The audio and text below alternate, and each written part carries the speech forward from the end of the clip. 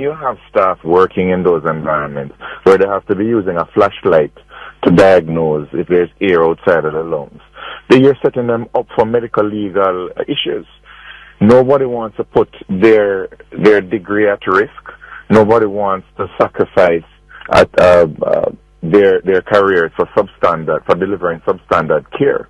And it's very difficult to have to keep on telling parents why their babies died when you know that because you can't get back results, because you can't make a decision, because you don't have the tools to treat them, you're watching babies die because of late diagnoses, because urgent medical issues become emergency issues, and with a higher death rate.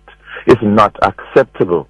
We're wrapping up a discussion with Dr. Alfred Dawes. He's the opposition spokesperson on health and wellness, and he's been talking to us about his concerns about reports of the death of 24 newborns in June at the Victoria Jubilee Hospital, which is the Caribbean's largest specialist maternity, English-speaking Caribbean, largest maternity hospital. And I wanted to ask you, Dr. Dawes, appreciate your patience. Thank you so much. We hear Sarah saying that they are conducting an investigation, and they said that will guide any interventions. Tell us for you a public health epidemiological investigation. Sorry, not laughing at it, laughing at myself. Yeah, what do you want to see come out of that investigation? What for you is critical? That investigation, it is just an attempt to placate the public and to stem outrage. How many babies died in December last year? How many babies died in September last year? Sarah needs to make those two data points public. Did they have any investigations at that time? Because those were two outlier months where the death rates were very high, but there was no public outcry. Had they done the necessary investigations back then, could it be that they would have prevented the deaths of so many of these babies that we're now talking about now? We have to remember these are not statistics. These are babies that were carried for sometimes up to 9 months by mothers who are now grieving. Their families who are grieving, they are expectant mothers now who are worried because the condition, it's not like it's an outbreak of a virus or bacteria where you can say you fix it and things are back to normal. These are conditions that exist and will continue to exist until the political will is finally taken to fix the situation. So I'm not going down that road to say that we must wait on the results of the investigation.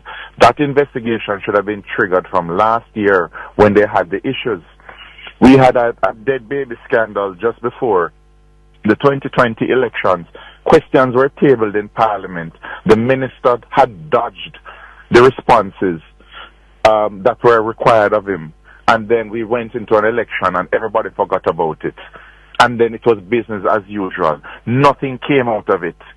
All this is PR and nothing more. And Jamaicans need to understand that enough is enough. This is something that we have been talking about from the PNP administration.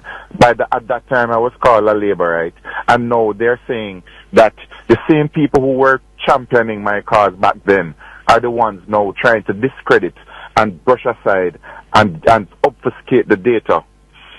And it needs to stop. We cannot be in a position as we were 10 years ago, and it's worse. All right. So what they're saying is just not going to placate anybody. There's enough outrage there.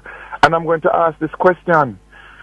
In 2015, with 18 babies dead over the span of 3 months, over 2 hospitals, opposition leader Andrew Holness called for the resignation of the Minister of Health.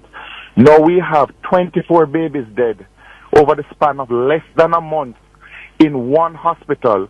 What is Prime Minister Andrew Holness saying about the tenure of his Minister of Health? Gonna leave it there. We appreciate your time as always, Dr. Dawes. Thank you so much. Always a pleasure. Dr. Alfred Dawes is the opposition spokesperson on health and wellness. All right, serious issues there, folks. So let us take a breath as we transition into the next part of our program.